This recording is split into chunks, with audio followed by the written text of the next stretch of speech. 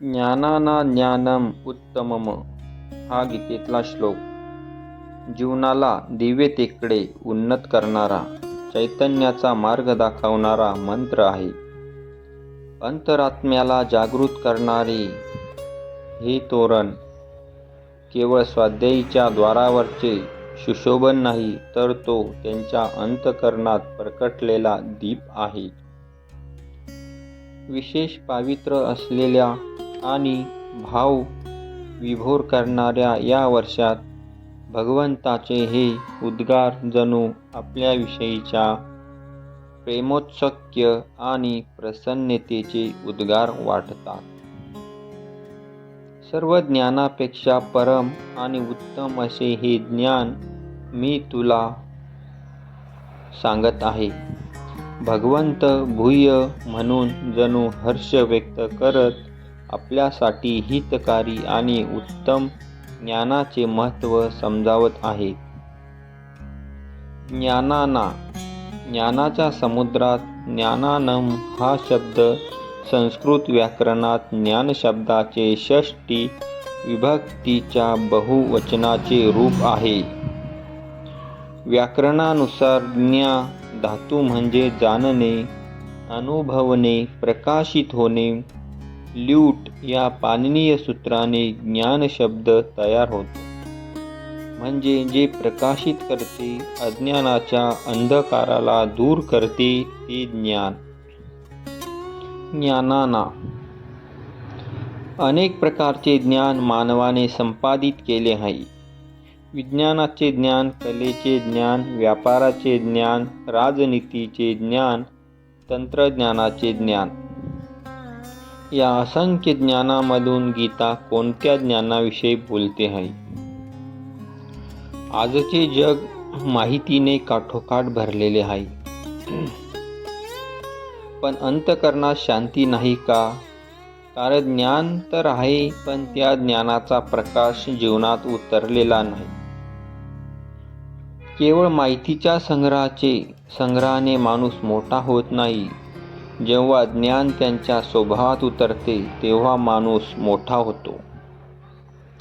एखाद्या माणसाकडे काडेपेटीच्या हजारो काड्या असल्या तरी जर दिवा प्रकाशित करता येत नसेल, तर अंधकारच राहणार. भगवंत प्रत्येक माणसात बसला आहे हा विचार केवळ धार्मिक सूत्र नव्हे, ती ज्ञानाला जीवनात रूपांतरित करणारी चेतना आहे. हे सर्व ज्ञानानमचेच विस्तारित रूप आहे. जीवनाच्या प्रत्येक क्षेत्रात ज्ञानाचे प्रकटीकरण आहे.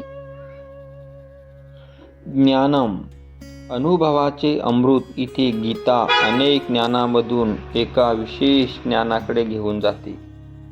तर कोणते ज्ञान? भगवंताविषयी ऐकणे ही एक गोष्ट आहे. भगवंताला आपल्या संबंधात अनुभवणे ही वेगळी गोष्ट आहे. मी एकटा नाही, माझ्या आत भगवंत आहे, तसा समोरच्यामध्येही भगवंत आहे.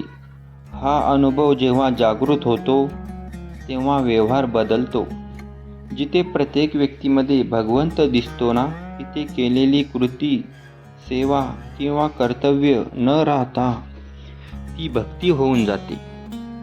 विहिरीत पाणी आहे, पण दोर आणि घडा नसेल तर पाणी बाहेर काढता येत नाही. आपल्यात असलेली दिव्यता देखील स्वाध्यायामुळेच बाहेर येते. उत्तमम.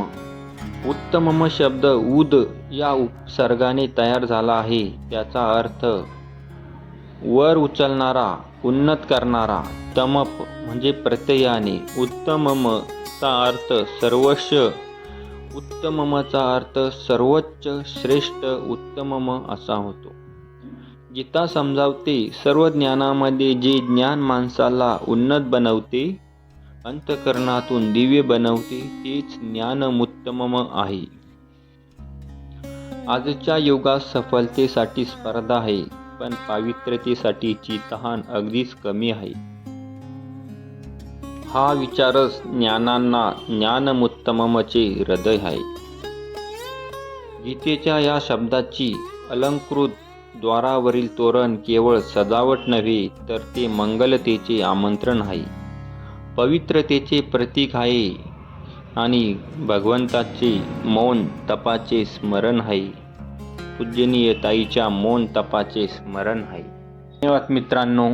माहिती आवडली असेल तर चॅनलला सबस्क्राईब करायला विसरू नका, कारण आपण चॅनलवर असेच नवीन नवीन माहिती घेऊन येत असतो.